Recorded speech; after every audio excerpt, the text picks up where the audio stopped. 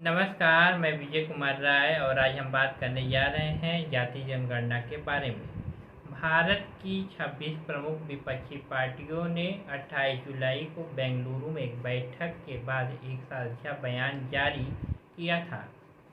इसमें विपक्षी दलों के गठबंधन इंडिया ने देश में जातिगत जनगणना कराने की मांग की थी। भारत में जातिगत जनगणना की मांग दशकों पुरानी है। इसका मकसद अलग अलग जातियों की संख्या के आधार पर उन्हें सरकारी नौकरी में आरक्षण देना और ज़रूरतमंदों को सरकारी योजनाओं तक लाभ पहुंचाना बताया जाता है। माना जाता है कि बीजेपी की इस तरह की जनगणना से डर रही है।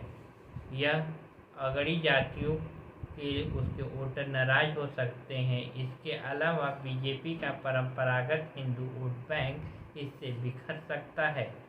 वहीं राजनीतिक सामाजिक न्याय के नाम पर साल 2024 के चुनाव में जातिगत जनगणना का मुद्दा उठाकर बीजेपी का दबाव बनाने और दलित पिछड़े वोटों को अपने पक्ष में करने की कोशिश कर रहा है।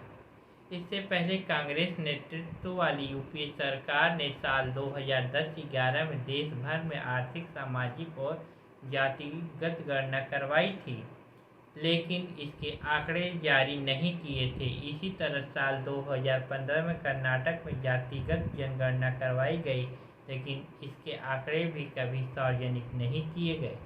जातियों की संख्या के मुताबिक आरक्षण की मांग सबसे पहले 1980 के दशक में उत्तर प्रदेश में बहुजन समाज पार्टी के नेता काशीराम ने की थी। यूपी की समाजवादी पार्टी भी जातिगत जनगणना की मांग करती रही है। दक्षिण भारत की कई पार्टियां इस तरह की जनगणना की मांग करती रही हैं, जबकि बिहार सरकार ने भी इसी साल जातिगत सर्वेक्षण की शुरुआत कराई थी, लेकिन यह मामला फिलहाल कोर्ट में लंबित है। बिहार में जातिगत सर्वेक्षण कराने का फैसला पिछले साल जून में हुआ था। उस वक्त भारतीय जनता पार्टी राज्य सरकार में नीतीश कुमार की सहयोगी थी और उसने इस फैसले का समर्थन भी किया था। इसी साल 7 जनवरी को बिहार सरकार ने राज्य जाति सर्वे की प्रक्रिया की शुरुआत की थी, लेकिन एक जनहित याचिका के जरिए यह मामला सुप्रीम कोर्ट पहुंचा और फिर पटना हाई कोर्ट पहुंच गया। याचिकाकर्ता का कहना था कि बिहार में हो रहा जाति सर्वेक्षण संविधान के मूल ढांचे का उल्लंघन है, क्योंकि इस तरह की जनगणना कराने का अधिकार केवल केंद्र सरकार को है।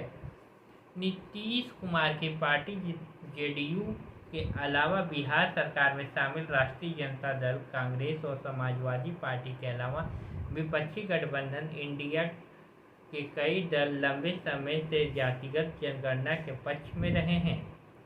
जातिगत जनगणना की बात आते ही अक्सर बहुत सी चिंताएं और सवाल भी उठ खड़े होते हैं।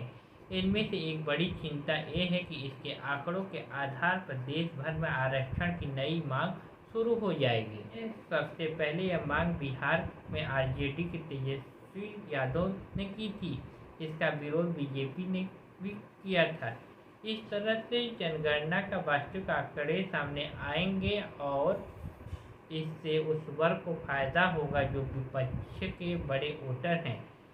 इससे विपक्ष को भी चुनावी फायदा होगा। कांग्रेस पार्टी के कई बड़े नेताओं ने हाल ही के समय में जातिगत जनगणना के मुद्दे को लेकर जो शोर उठाया था, जातिगत जनगणना के साथ एक नारा भी लगाया था, जिसकी जितनी संख्या भारी उसकी उतनी हिस्सेदारी। अब देखना होगा कि 2024 में जाति जनगणना के नाम पर कितना वोट पक्ष को मिलेगा या विपक्ष को, यह तो 2024 के चुनाव के बाद ही पता चलेगा। आज के वीडियो में फिलहाल इतना ही। कल फिर मिलेंगे, तब तक के लिए नमस्कार।